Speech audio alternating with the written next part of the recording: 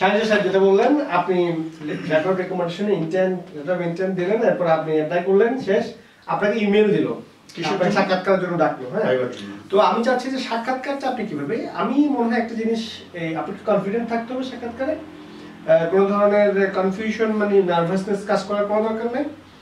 আর আপনাকে আপনার বিষয়ে, আপনার যে পার্টিকুলার বিষয় ওটা সম্পর্কে ক্লিয়ার ধারণা থাকতে হবে। আর হচ্ছে আপনাকে এক্সপ্লেন করা হতে পারে, যে করতে হইতে পারে যে আপনাকে কেন সিলেক্ট করা হবে বা আপনার অবস্থানটা আপনি ক্লিয়ার করবেন। বিশেষ করে স্যার যেটা আমরা যেটা কেন ভিত্তিক প্রশ্নগুলো একটু যেটা দেখছি সেটা হচ্ছে আপনি লেটার অফ ইন্টেন্টে যেটা ফোকাস করছেন ওই বিষয়টাকে আপনাকে বারবার ধরবেন।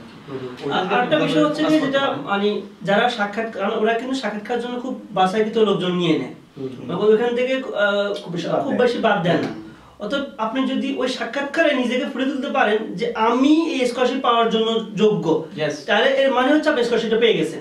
আপনাকে এটা হচ্ছে আপনার চাবি, সেই চাবি দিয়ে আপনাকে স্কলারশিপ তারাটা খুলতে হবে। আচ্ছা, এখন স্কলারশিপ আপনি পেয়ে গেলেন, আপনি একেবারে ফাইনাল একটা মেল পেলেন যে congratulation, our committee select you as a Turkey scholarship holder. এরপরের প্রসেসটা এই যে যেখানে আপনি যেটা বললেন যে অ্যাকসেপ্টেড হয়েছে, এই অ্যাকসেপ্টেড জিনিসটা বাংলাদেশে হয় থাকে সাধারণত এই 90 সংখ্যার পাশাপাশি। সেই সংখ্যাটা যদি আমি জিজ্ঞেস করি সেটা হচ্ছে অনার্স মাস্টার্স পিএইচডি পুরো প্যাকেজ সব মিলিয়ে আপনার 90 এর মধ্যে থেকে সেটা হয় থাকে। তো আপনি সেই সৌভাগ্যবান 190 জনের কোন একজন হয়েছেন, তারপরে আপনাকে কি করতে হবে সেখান থেকে আসছি। সেখানে প্রথমে আপনাকে যেটা করতে হবে সেটা হলো আপনার বোর্ডের যে কাগজপত্রগুলো, যেটা বোর্ডের কাগজপত্র বলতে আমরা বুঝিয়ে থাকি এসএসসি এবং এসএসসি ট্রান্সক্রিপ্ট এবং সার্টিফিকেটগুলি, সেগুলো আপনার নিজ নিজ বোর্ড থেকে আপনাকে অ্যাটাস্টেশন করাতে হবে। এবং এক্ষেত্রে আপনি শুধুমাত্র বোর্ডে গিয়ে বললেই হবে যে আমার স্কলারশিপ হয়েছে, আমি এটা অ্যাটাস্টেশন করতে চাই। আপনার এর জন্য প্রতি পেপার অনুযায়ী আপনার এই 150 টাকার মতো করে নিতে পারে আর কি। হ্যাঁ, আপনার এরপর আপনার বোর্ডে এগুলো কাজগুলো করানোর পরে আপনার যদি অনার্সের কাগজপত্র, যারা মাস্টার্সের জন্য আসবে, পিএইচডির জন্য আসবে, তাদের অনার্স মাস্টার্সের কাগজপত্রগুলি, দ্যাট মিনস আপনার বিশ্ববিদ্যালয়ের সার্টিফিকেট এবং ট্রান্সক্রিপ্টগুলো আপনার স্ব বিশ্ববিদ্যালয়ের রেজিস্ট্রেশন বিল্ডিং এ গিয়ে, রেজিস্ট্রেশন অফিসে গিয়ে, আপনার রেজিস্ট্রার অফিসে গিয়ে আপনাকে যেটা করতে হবে সেটা হলো আপনার 500 থেকে 1000 টাকার মতো নিয়ে থাকবে আর কি। 1 সপ্তাহ থেকে 1 মাসের মতো সময় লেগে থাকে সে সর্বোচ্চ। এই সময়ের মধ্যে আপনি সেগুলো অ্যাটাস্টেশন করতে হবে। আর এই অ্যাটাস্টেশনের মধ্যে একটা জিনিস লক্ষ্য রাখতে হবে, সেটা হলো আপনার যে মেইন কাগজ, সেই কাগজের পাশাপাশি আপনি কিছু কাগজপত্র ফটোকপি রাখবেন, 1 কপি বা 2 দুইটা সব এটা। হ্যাঁ, এটা আপনার রিজার্ভ ফান্ড হিসেবে থাকবে আর কি। মেইন কাগজপত্র তারা পেছনে এবং আপনার ফটোকপির যে একদম উপরে তারা এটা অ্যাটাস্টেশন করে সিস্টেম। নাম্বার 3, আপনাকে যেটা করতে হবে, এবার আপনাকে দুটো মন্ত্রণালয়ে যেতে হবে। প্রথমত হলো আপনাকে শিক্ষা মন্ত্রণালয়ে যেতে হবে এই কাগজপত্রগুলো নিয়ে। হ্যাঁ, শিক্ষা মন্ত্রণালয়টা আপনার হলো সচিবালয়ের নিচতলায়। সেখানে কি আপনি যদি যেদিন আপনি যাবেন কর্মদিবসের সকালবেলা আপনি গেলেন, সকালবেলা যাওয়ার পরে আপনি যদি এখানে লাইনে দাঁড়াতে হবে, পয়েন্ট টু বি নোটেড, এখানে কোনো ধরনের ফি লেনদেন করা দরকার নেই। আমি বলছি হ্যাঁ, অনেকেই শুরু থেকে আমাদের কোনো ধরনের 2-3000 টাকা খরচ করে 5000 টাকা দিয়ে দেয় দালাল ধরে। এইটা কোনো দরকার না। আপনি সকালবেলা গিয়ে লাইনে ধরবেন, কাগজপত্র জমা দিবেন এবং আপনার কোনো ধরনের ঝামেলা না হলে দুপুরে গিয়ে আপনি ব্রেকের পরে, লাঞ্চের পরে নিয়ে আসতে পারেন। এবং লাঞ্চের পরে নিয়ে এসে হেঁটে সচিবালয় থেকে হেঁটে আপনি হাইকোর্টের অপোজিটে চলে যাবেন। কোথায়? আপনি পররাষ্ট্র মন্ত্রণালয়ে চলে আসবেন। পররাষ্ট্র মন্ত্রণালয় আপনি সেদিন দিয়ে পরের দিন সকালে আপনি পররাষ্ট্র মন্ত্রণালয় থেকে এগুলো পররাষ্ট্র মন্ত্রণালয় যাওয়ার আগে কাগজগুলো একটা কপি নিতে, ওরা একটা রিসিভিং কপি রাখে। ওটা যেটা বলছিলাম, আপনার এই কাগজপত্রগুলো ফটোকপি করে একটা রিসিভিং কপি একটা নিয়ে নেবেন আপনি, ওরা সিল মেরে দেবে যেটা রিসিপ্ট কপি। এরপর আপনার এই যে কাগজপত্র যেগুলো আপনি এগুলো করলেন, আর সব মিলে আপনি যে কাগজপত্রগুলো আপনাদের অ্যাপ্লিকেশনে আপনারা জমা দিলেন, সে অ্যাপ্লিকেশন সবগুলো আপনাকে যেটা করতে হবে সেটা হলো একটা ভালো অনুবাদ সেন্টার থেকে আপনাকে অনুবাদ করাইতে হবে। এবং আরেকটা বিষয় মনে বাদ পড়ছে, সেটা হচ্ছে পররাষ্ট্র মন্ত্রণালয়ে আপনি শুধু একাডেমিক সার্টিফিকেটের সাথে আপনাকে ইও লাগবে, সেটা হচ্ছে পাসপোর্ট, তারপর এই ধরনের এবং বার্থ সার্টিফিকেট। হ্যাঁ, এইটা লাগবে। হ্যাঁ, পররাষ্ট্র এই জিনিসটা আপনি খুব ইম্পর্টেন্ট একটা কথা বলছেন, সেটা হলো আপনার পাসপোর্ট। ওইটাও করতে পারেন। যদি পাসপোর্ট যেদিন শিক্ষা মন্ত্রণালয়ে গেছেন ওই দিন যদি আপনি পররাষ্ট্রতে নাও যান, সেটা ভালো। পরের দিন গেলে আপনি পরের দিন কাজ শেষ করে, হ্যাঁ, এটা হলো আপনার কতটুকু সময় আছে, আপনি কতটুকু কভার করতে পারেন। তবে এই ক্ষেত্রে হলো আপনার কোন দিবসে তারা কাজ করে না, সেটা শনি রবি বন্ধ যেকোনো, সেটা একটু জেনে নিলে ভালো হয়। আর এই যে কাগজপত্রগুলো আপনারা আপলোড করছেন সিস্টেমের মধ্যে অ্যাপ্লিকেশন করার সময়, সবগুলোকে আপনাদের যেটা করতে হবে সেটা হলো টার্কিশ ল্যাঙ্গুয়েজে আপনার এগুলো অনুবাদ করিয়ে নিতে হবে। সেটা দৈনিক বাংলা অনেকগুলো প্রমিনেন্ট অনুবাদ সেন্টার আছে। অনুবাদ করার সময় আপনাদেরকে যেটা করতে হবে সেটা হলো একটু বার্গেনিং বা দর কষাকষি করে আপনারা একটা আমি যদি অ্যাড করি সেখানে এই কাগজপত্রগুলোর সাথে আপনাকে কিন্তু ওই আপনার যে চিকিৎসার যে রিপোর্টটা ওটা সহ কিন্তু অনুবাদ করতে হয়। হ্যাঁ, আমি এই ফাঁকে যদি আপনি চলে যান, আপনি এই যে কাজগুলো করছেন, তাহলে আপনি সুন্দর একটা কথা বলছেন, আপনি এই যে কাজগুলো করতে মাঝখান দিয়ে একটা মানে সময় করে আপনাকে যেটা করতে হবে সেটা আপনি ইউনাইটেড হসপিটালে গিয়ে আপনার এটা ইউনাইটেড হসপিটাল কেন বলছি, কারণ হলো আমাদের এই যে মানে তার ক্যাম্পাসের সাথে এদের একটা মানে আপনার চুক্তি আছে, তাদের কর্পোরেট চুক্তি আছে। গিয়ে বললে হবে যে তুরস্কে যাবো এটার জন্য আপনার মেডিকেলের কাগজপত্রটা আপনার মনে করেন 2 দিন পর আপনার হাতে চলে আসলো। আসার পরে আপনি সেটা অনুবাদ করলেন, মানে আপনি যে বিষয়গুলো আপনার এই আপলোড করছেন আর হলো মেডিকেলটা তার আপলোডের বাইরে এই সবগুলো আপনি অনুবাদ করার পরে এবার আপনাকে লাস্টে যেটা করতে হবে সেটা হলো আপনার ভিসার জন্য আবেদন করতে হবে। জনাব, আমি যদি একটা অ্যাড করি, সেটা হচ্ছে ওই অনুবাদের পরে আপনাকে খুব সূক্ষ্মভাবে দেখতে হবে, যেটা হচ্ছে আপনার বিশেষ করে রেজাল্ট মার্কশিট গুলো অনুবাদের পরে আপনাকে আপনার সংখ্যাগুলো সব ঠিক আছে। আমিও সেটা ভাবছি, যারা স্কলারশিপ পাইছে আমি আশা করব তারা অবশ্যই অতটুকু সতর্ক থাকবে। বিশেষ করে এটা স্কলারশিপ যদি তাদের অনুবাদের সাথে যদি তাদের মেইন কপির কোনো ধরনের মানে ফারাক হয়ে থাকে তাহলে চেক করতে হবে। বিপদে না পড়ে এই কাগজপত্রগুলো নিয়ে আপনার ভিসার জন্য আবেদন করতে হবে এবং সেটার জন্য আপনার এখন ভিসার জন্য আবেদন করবো। আমি একটু জানতে চাচ্ছি হেলালি সাহেবের কাছে যে ভিসা প্রসেসিং এবং এমবাসি ফেস এই বিষয়গুলো জটিল নাকি কয়দিন সময় লাগতে পারে বা কি ধরনের আপনি কোন ধরনের কারো দ্বারস্থ হইতে হবে কিনা, কোন দালালকে ধরতে হবে কিনা? এই ক্ষেত্রে আমি বলি, যেটা খুব ভালো প্রশ্ন করছেন, এটা আসলে খুব বেশি ইম্পর্টেন্ট। স্কলারশিপ হওয়ার পরে সবাই এজ ইউজুয়াল যে প্রশ্নটাই আসে, আসলে আমরা কিভাবে করবো, এটা তো অনেক কঠিন, এমবাসিতে আমরা কখনো যাই নাই, এমবাসির দরজায় কিভাবে ঢুকবো, কি বলবো, আমাদের এটা অনেক বড় কিছু। আসলে এটা খুব সিম্পল একটা বিষয়। আপনি যখন স্কলারশিপ পেয়ে গেছেন, দ্যাট মিন্স আপনাকে বুঝতে হবে আপনি যোগ্য মানুষ, আপনাকে এমবাসি আপনাকে যোগ্য মনে করছে, তখন ভুল করলে হবে না। তখন ভুল করতে পারবেন না, ভুল তো প্রশ্ন এসে না, ভুল করবেন কেন? আপনি এমবাসি তারাই আপনাকে কল করবে, এরপরে এমবাসি থেকে কল করবে যে আপনি আসেন এত থেকে এত তারিখের ভিতরে, আপনি আপনার পুরোপুরি সব কাগজপত্র আমাদেরকে জমা দেন, জমা দেওয়ার পরে আপনি অনলাইনে ভিসার জন্য আবেদন করবেন। সেক্ষেত্রে আমাদের কিভাবে করবেন, আমাদের গ্রুপে, যেটা তুর্কি বুস্টার স্কলারশিপ গ্রুপ ফর মানে এটা আপনাকে এই গ্রুপে পুরোপুরি দেওয়া আছে কিভাবে আপনারা আবেদন করবেন। তো ওখান থেকে আবেদন করার পরে আপনাকে অ্যাপয়েন্টমেন্টের একটা ডেট দিবে, ওই অ্যাপয়েন্টমেন্ট ডেটে আপনাকে ওখানে আপনি ভিসার জন্য একটা ভাইবা, জাস্ট সিম্পল একটা ভাইবা। হ্যাঁ, গুড। আসলে দর্শকরা আপনারা এখানে স্পষ্ট বুঝতে পারছেন যে কোন ধরনের হয়রানি, কোন ধরনের কারণ আপনি দ্বারস্থ হওয়া লাগবে না, দ্বারস্থ হওয়া আপনি করতে পারবেন। আমি এক কথা চাই, সেটা হচ্ছে যে যারা আপনি যখন স্কলারশিপ গভর্নমেন্ট স্কলারশিপ হবে তখন তারা আপনাকে বুঝাই দিবে যে এটা এভাবে করেন, এভাবে করেন, এক সপ্তাহের ভিতরে আপনি সরে যাবে হয়ে যাবে, তারা বলে দিবে আপনি কখন আসবেন। আপনি স্কলারশিপ পাইছেন মানে বিষয় পেয়ে গেছেন, ভিসা পেয়ে গেছেন, এটা রিজেক্ট হবে। আমার একটা অভিজ্ঞতা হচ্ছে, আমি যে বছর আসবো, আমরা কিন্তু ভিসা পাইছি যেদিন আসবো ওই দিন, মানে আমাদেরকে কনফার্ম করা হয়েছে যে আপনি প্রস্তুতি নিয়ে আসেন, আপনার মানে ইয়া পার্টনার হয়ে গেছে, আপনি আসেন। লাস্ট ইয়ার্স গুলোতে এইভাবে হচ্ছে, ভিসা দেওয়াটা ওদের দায়িত্ব হয়ে যায়, ওদের কারোর কাছে যেতে হচ্ছে না। Thank you. এমন হয়েছে আপনাকে টিকিট পাঠিয়ে দিয়েছে, টিকিট পাঠানোর পরে ওরা এমবাসি বলতে স্যার টিকিট চলে আসছে, হ্যাঁ আমার টিকিট চলে আসছে, টিকিট দেখে ভিসা দিয়েছে, মানে হচ্ছে শর্ট টাইম, মানে এটাকে আপনি ভিসা পেয়ে গেলেন। এখন আমি মিনহাজ সাহেবের কাছে যদি জানতে চাই যে এয়ারপোর্ট থেকে আপনি কোন ধরনের কি ধরনের মানে হ্যারাসমেন্ট অথবা এরকম কিছু হতে পারে কিনা, অথবা আপনি কি কি নিয়ে আসলে ভালো হয়, প্রস্তুতিটা কেমন হবে এয়ারপোর্টের জন্য? 50 সেকেন্ডের মধ্যে। না 50 সেকেন্ড তো এটা আমরা শেষ করতে যাচ্ছি আর কি, যেহেতু আপনাকে টিকিট কিন্তু এরা দিয়ে দেবে, এটা মনে হয় আমাদের বলা হয়নি যে আপনার টিকিট দিয়ে দিবে, স্কলারশিপ কর্তৃপক্ষ টিকিট পাঠিয়ে দিবে। আপনার সেই ডেটে আপনি এয়ারপোর্টে যখন আসবেন, এখানে নেমে আপনি কি করবেন, একটা সম্পূর্ণ নতুন জগৎ, এটা নিয়ে খুব বেশি টেনশন করার কিছু নেই। আপনি যদি ঢাকা থেকে শুরু করেন তাহলে আমাদের জন্য সুবিধা। হ্যাঁ, আপনার কি কোনো অসুবিধার সম্মুখীন? না সেখানে কোনো ধরনের অসুবিধার কিছু না, আপনি জাস্ট হলো আপনার যে ধরনের পাসপোর্ট, আপনার টিকিট, হ্যাঁ আপনার সেখানে সর্বত্র ভেরিফিকেশন একটু আপনার ধরতে পারে, আপনি শুধুমাত্র আপনার যেই অ্যাকসেপ্টেন্স লেটার সেগুলো আপনার মেইল লেটার, হ্যাঁ এই মেইল লেটারগুলো আপনি একটু এই করলেন, শো করলেন, আপনাকে অনায়াসে আপনাকে ছেড়ে দেবে এখান থেকে।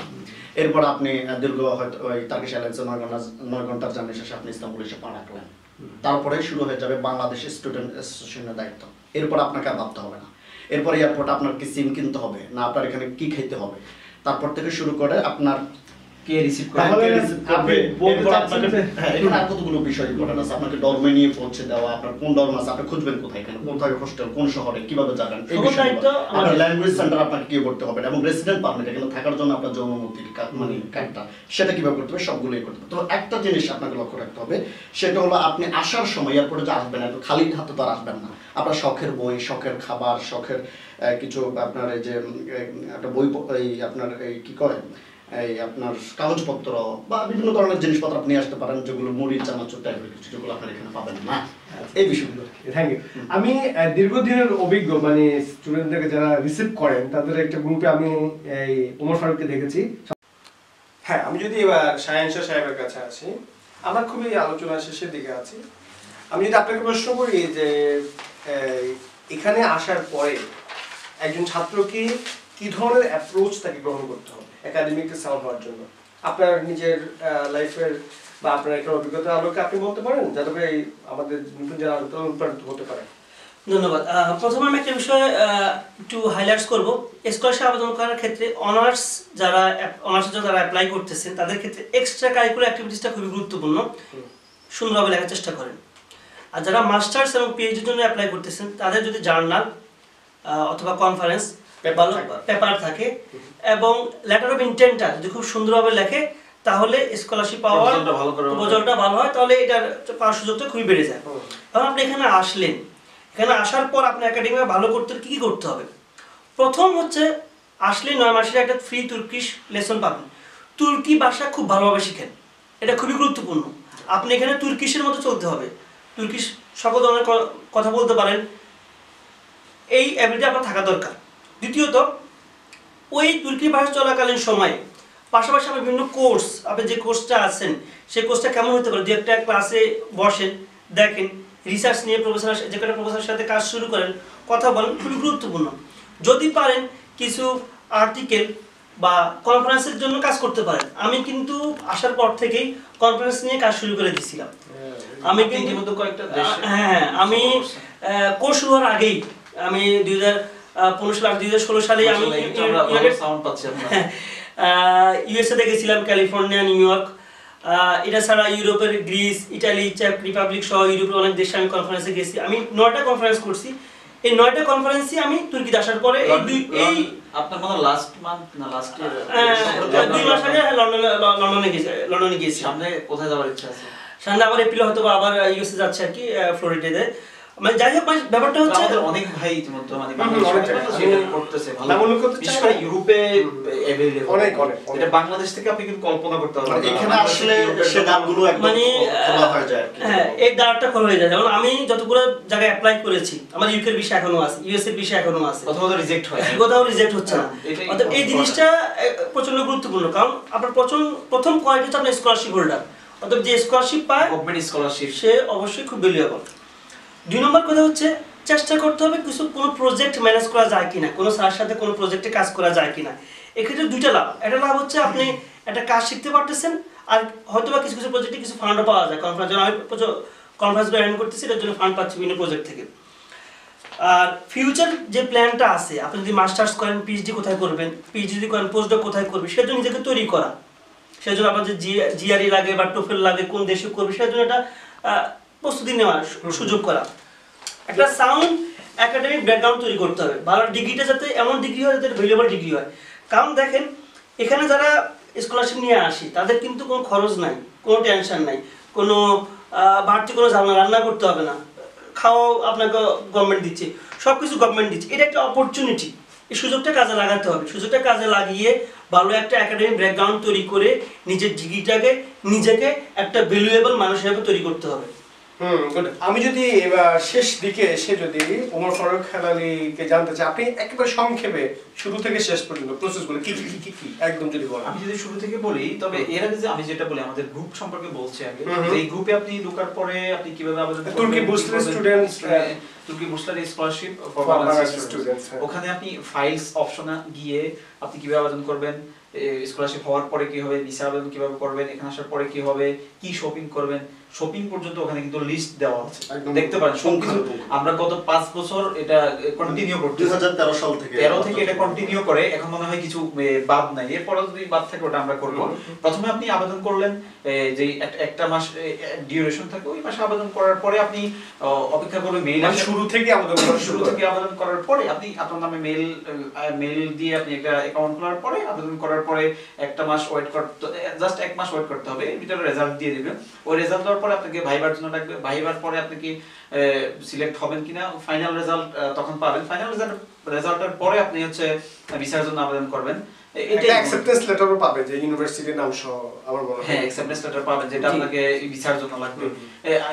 বেসিক্যালি এটাই আপনার আবেদনের জন্য। জাস্ট আমি যদি সংক্ষেপে স্যার এটা বলি, সেটা হচ্ছে সকল মার্কশিট, যদি আপনি অনার্স থেকে জন্য করেন, এসএসসি ইন্টার মাস্টার্সের জন্য করলে অনার্স সহ সকল মার্কশিট, সকল সার্টিফিকেট স্ক্যান করা, তারপর হচ্ছে আপনি জেপিজি করতে পারেন অথবা পিডিএফ করতে পারেন। তারপর হচ্ছে বার্থ সার্টিফিকেট, যদি পাসপোর্ট থাকে আর কিছু লাগবে না, ওগুলো কিছু লাগবে না।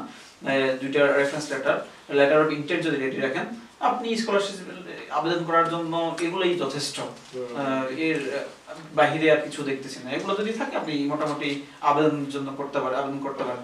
আর রেজাল্ট ভালো না থাকলে সেটা হচ্ছে আবেদন করে খুব বেশি লাভ হবে না, আমরা এখানে হতাশ করতে চাই না। যাদের অনার্স মাস্টার্সে যারা করবেন, তারা মিনিমাম জিপিএ 5 যদি না থাকে, ভাই আমার 4 পয়েন্ট আছে, আমি করতে পারবো কিনা ভাই, যেটা আমরা সবসময় ফেস করি। এটা আসলে রেজাল্ট যত ভালো আপনার সম্ভাবনা তত বেশি, এটা খুব ইম্পর্টেন্ট। সবাই অ্যাপ্লাই করেন। আরেকটা হচ্ছে জাতীয় বিশ্ববিদ্যালয় থেকে যারা করেন তাদের জন্য খুব বেশি এখানে সুযোগ সুবিধা নাই। আর যারা অনেকে বলেন আমি মাদ্রাসা থেকে ফাজিল করছি, কামিল করছি, আমি যেহেতু ইসলামিক বিশ্ববিদ্যালয়ের আন্ডারে, সো আমারটাতে আমি মাস্টার্স পিএইচডি করতে পারবো। অনার্স ছাড়া মাস্টার্স হবে না, আপনি ফাজিল করছেন ইসলামিক ইউনিভার্সিটি আন্ডারে, কিন্তু আপনার ওখানে ক্রেডিট সিস্টেম নাই, এজন্য আপনি কিন্তু অনার্স করতে পারবেন না তুরস্কে। এটা একটা ইম্পর্টেন্ট। সো এক্ষেত্রে আপনি প্রাইভেট ইউনিভার্সিটি এবং পাবলিক ইউনিভার্সিটিগুলো, বিশেষ করে ঢাকা ইউনিভার্সিটি, জাহাঙ্গীরনগর, জগন্নাথ, চিটাগং ইউনিভার্সিটি, এগুলোতে খুব বেশি স্টুডেন্ট আসতেছে এখানে। আর প্রাইভেট ইউনিভার্সিটির ক্ষেত্রে কয়েকটা ইউনিভার্সিটি আছে, সবাই জানেন। আমি যদি খুব সংক্ষেপে, এবং আমরা মনে হয় আলোচনা শেষের দিকে চলে আসছি, আমি যদি একটু এখানে অ্যাড করি, আমি আপনাদেরকে জানাতে চাই যে আমাদের বাংলাদেশ থেকে যারা আসছেন, আমি গত কিছুদিন আগে ঢাকা বিশ্ববিদ্যালয়ের যে ভাইস চ্যান্সেলর স্যার আসছিলেন, উনি বলছেন যে তোমরা হচ্ছে বহুদর্শী, কারণ তোমরা মানে তুরস্কে, ইস্তাম্বুলে বা তুরস্কে আসার কারণে পৃথিবীকে তোমরা দেখতে পাচ্ছ বিভিন্ন ভাবে। এই বহুদর্শী হওয়ার পরে আপনার কি হবে? আপনার একটা ভালো ক্যারিয়ার হবে। আমরা জানি তুরস্ক এ ধরনের একাডেমিক পার্সনদেরকে অ্যাকসেপ্ট করছে। তুরস্কের বিভিন্ন বিশ্ববিদ্যালয়, আমাদের বাংলাদেশে প্রায় 8 থেকে 10 জন শিক্ষক এখানে কর্মরত আছেন, এবং তুরস্কে যে সমস্ত আন্তর্জাতিক সংস্থা বাংলাদেশে কাজ করছে, তারা হন্য হয়ে খুঁজছে যে তুরস্ক থেকে কারা কারা হচ্ছে আপনার এই গ্রাজুয়েশন লাভ করছে, পোস্ট গ্রাজুয়েশন করছে, এবং খুব সহজেই তারা আন্তর্জাতিক বিভিন্ন অফিসে তারা চাকরি পেয়ে যাচ্ছে। এই সংখ্যাটা খুবই উল্লেখযোগ্য এবং খুবই সম্ভাবনাময়, এবং আপনি নিজেকে একজন আন্তর্জাতিক মানের একাডেমিশিয়ান হিসাবে আপনি নিজেকে তৈরি করতে পারবেন, কারণ লাইব্রেরি আছে, রিসোর্স আছে, আপনার কাছে সম্ভাবনা আছে। সেই বিষয়গুলো যদি আমি সবাইকে জানিয়ে অ্যাড করে আমি আপনাদেরকে বলবো যে একটা বিশাল সম্ভাবনা, এবং এই বিশাল সম্ভাবনার মধ্যে কিছু নেগেটিভ বিষয় তো আছে, তাই না? আমরা শুনতে পাই বিভিন্ন সময় বাংলাদেশ থেকে ফোন করে যে এখানে সেলফ ফান্ডেড পড়তে আসবে, ভিসা প্রসেসিং সবকিছু মিলিয়ে 5 লাখ টাকা নিচ্ছে বিভিন্ন এজেন্সিগুলো।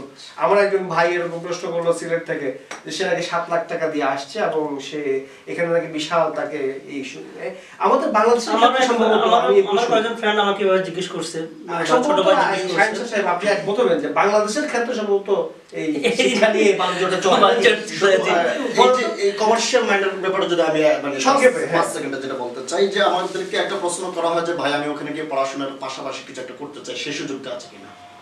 তো এই বিষয়ে আমরা যেটা বলে দিতে চাই, যদি আপনি পড়াশোনার পাশাপাশি কিছু একটা করতে চান, তাহলে এখানে আসার দরকার নেই। আপনার যে পকেট খরচ সেটা পর্যন্ত এরা দিয়ে দেবে। সো এই বিষয়ে আপনার টেনশন করার দরকার নেই।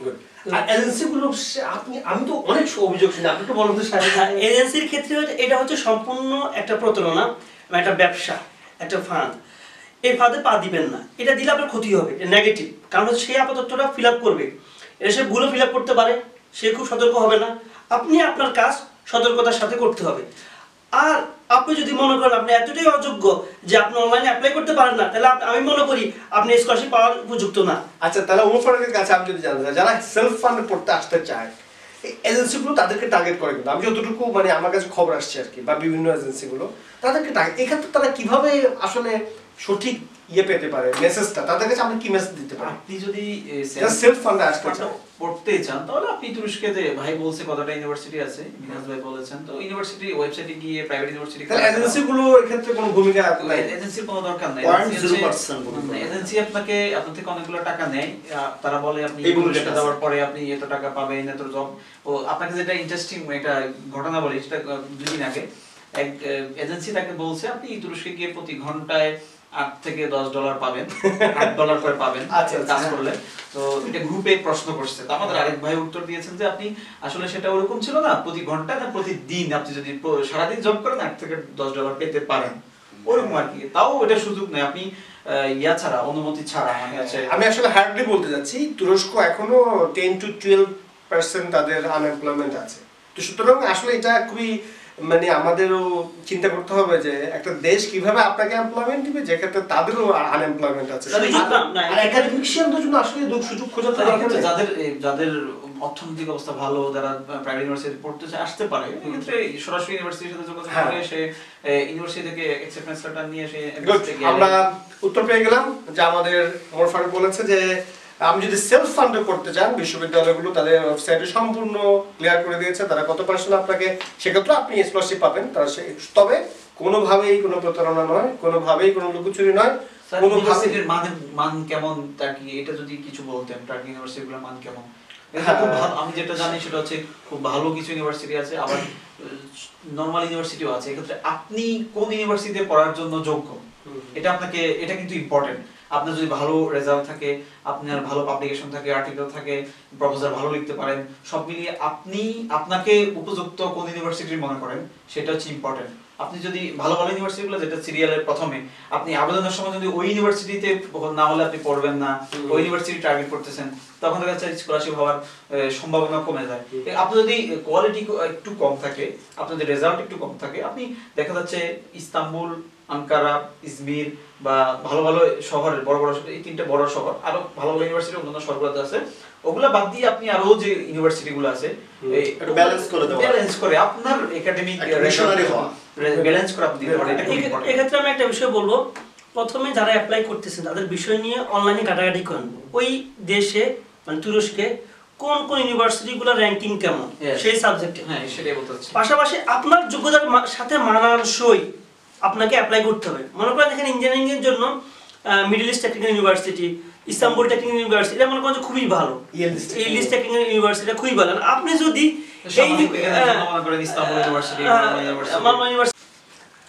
ধন্যবাদ। আজকে যারা আলোচনা অংশ নিয়েছেন সবাইকেই আমি অত্যন্ত প্রাণোচ্ছল আলোচনার জন্য, এবং সবাইকে তাদের যে মৌলিক এবং তাদের যে মূল্যবান তথ্য এবং যে মতামত দিয়ে আমরা এই অনুষ্ঠান বা আমাদের এই মতামতকে আমরা দিয়েছি, ধন্যবাদ জানাচ্ছি। তো আমি যদি শেষ করতে চাই, এইভাবে আমি করতে চাই যে আপনার আবেদন আপনি নিজেই করুন, আপনি নিজেকে এই আবেদনের জন্য কিভাবে যোগ্য করতে হয় আমরা সেটা আলোচনা করেছি। কি কি সমস্যা হতে পারে, সমস্যাগুলো কিভাবে আপনি ফেস করবেন সেটা বলা হয়েছে। তবে আপনাকে আমরা যেটা বলবো সেটা হচ্ছে আপনি আপাতত আবেদনের কথা চিন্তা করুন, আপনি কিভাবে আবেদন করবেন, কিভাবে intern letter, meeting, recommendation letter, এগুলো নিয়ে কথা বলেন, চিন্তা করেন। আর এখানে আপনি সিলেক্ট হওয়ার পরে ধরুন আপনি মনে করেন যে আপনি একটা বিশাল পরিবারের মধ্যে চলে আসছেন, আবেদন করার জন্য যে কোনো আমাদের গ্রুপ থেকে, হ্যাঁ, আমাদের যে Turkiye Burslari scholarship for Bangladeshi student association, সেখানে আপনি সব পাবেন, সেখান থেকে আপনি হেল্প নিতে পারেন এবং সেখানে আপনি যে কোনো প্রশ্ন করতে পারেন, সেখান থেকে ভিডিও দেখে নিতে পারেন। আর আপনি যখন পেয়ে যাবেন তখন আপনাকে কিভাবে সব ধরনের আপনি যে সমস্যাগুলো বা যে ধরনের পরিস্থিতি মোকাবেলা করবেন সেগুলো নিয়ে আপনাকে আলাদাভাবে ব্রিফ করা হবে। সুতরাং সবসময় আমাদের সাথে থাকুন, সঙ্গে থাকুন, প্রতারকদের কাছ থেকে দূরে থাকুন বা প্রতারণা হওয়া থেকে নিজেকে বাঁচিয়ে রাখুন এবং নিজে কনফিডেন্ট হতে শিখুন এবং একটা ভালো আর সবচেয়ে বড় কথা হচ্ছে, সবার শেষে কথা হচ্ছে ভাগ্যের উপর বিশ্বাস রাখুন। ভাগ্যটা খুবই গুরুত্বপূর্ণ বিষয়, এটা আমি নিজেও বুঝেছি। আমি প্রথমবার তো ইমেলেই খুঁজে পাইনি, তো সেই হচ্ছে ভাগ্যের উপরে ভরসা রাখুন আর যথাসম্ভব নিজের প্রস্তুতিটা নিজে রাখুন, নিজে নিয়ে নিন। তো সবার জন্য শুভকামনা এখানে থাকবে আসার পরে আমাদের মতো একটা community এবং একটা খুব ভালো সুন্দর কমিউনিটি পাবেন সব জায়গায় সব সময় Welcome. তুরস্কে ওয়েলকাম টু আওয়ার কমিউনিটি। তো এখানে শেষ করছি, সবাইকে আন্তরিক ধন্যবাদ, সবাইকে আবার দেখা হবে, আবার ভালো স্কলারশিপ সবাই পাবে এই প্রত্যাশায়। এই প্রত্যাশা আপনাকে অনেক ধন্যবাদ কিছু করতে চাই এরপর থেকে। থ্যাংক ইউ, সবাইকে ধন্যবাদ।